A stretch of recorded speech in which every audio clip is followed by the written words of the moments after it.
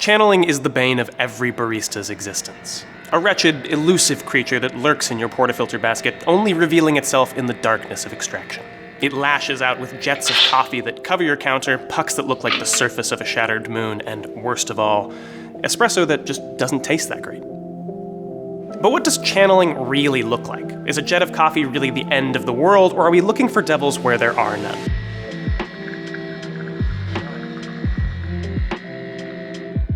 While channeling is always caused by the same set of physical mechanisms, it can manifest in a number of novel and unpleasant ways. Thankfully, maybe some of these are very easy to spot, and some of them are basically impossible to ignore.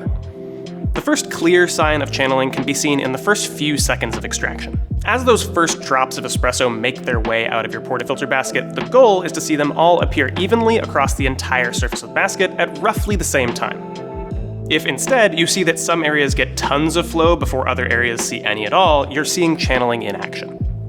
Those areas seeing higher flow are where we have channels, and those areas are going to get over-extracted, which is probably why you're feeling bummed before you even have a single drop of espresso in your cup.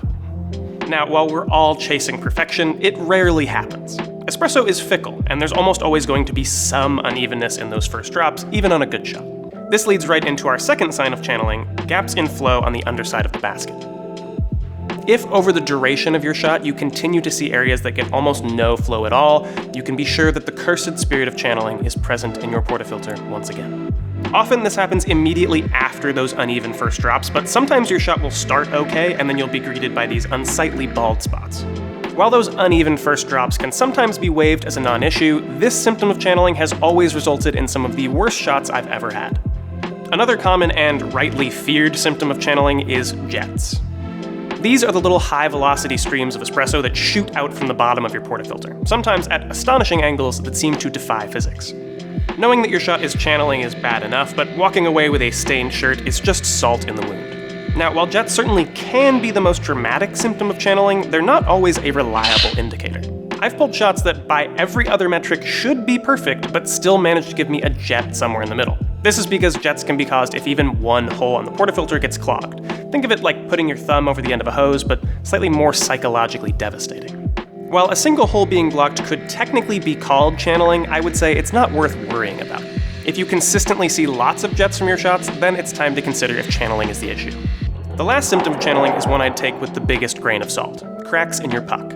I've spent a lot of time online and in person trying to get people to worry less about what their pucks look like after they've pulled their shot. In fact, we just released a video about soggy pucks with that exact purpose. That said, unevenness, holes, or cracks appearing in your puck after your shot could be cause for concern. But don't judge a book by its cover. The surface of your puck can be a bit of an unreliable narrator. Your puck can be slightly bumpy on top, but still be almost perfectly even underneath, so if you're just seeing the occasional odd puck, I wouldn't worry about it too much. If there were a bigger issue, you'd probably notice those other symptoms first. There are also a few signs of channeling you can't see, at least not with the naked eye. Channeling will generally result in a reduction in extraction, since all of those areas seeing less flow won't be contributing as much of their coffee stuff to the espresso. If you measure extraction using a refractometer and compare it across a set of shots, you might be able to see in the data that one shot has channeling while the others don't. This is part of why refractometers can be so useful in a commercial setting for diagnosing issues and dialing in. Thankfully, your body comes stock with a tool of its own, called tongue. Shots with channeling will taste different from shots without. You'll often end up with muddier, more acrid flavors as a result of the mix of under and over extraction. But hey, sometimes I'll pull an ugly shot with basically every symptom of channeling and somehow it'll still taste great. The moral of the story is always let your tongue have the final say in matters of taste. It doesn't have to be pretty. There are things we can do to prepare and guard ourselves against channeling. We've covered many of those techniques in other videos, but it comes for us all eventually. Nobody is pulling perfect, beautiful, back-to-back shots every single day. Or at least I'm not. As the Bene Gesserit told us, fear is the mind killer. We should do everything we can to minimize channeling, but the best thing we can do is to realize it's just not that deep. I mean, at most, what the channel is like half an inch deep. For more espresso experiments, tap subscribe, and as always, thanks for watching.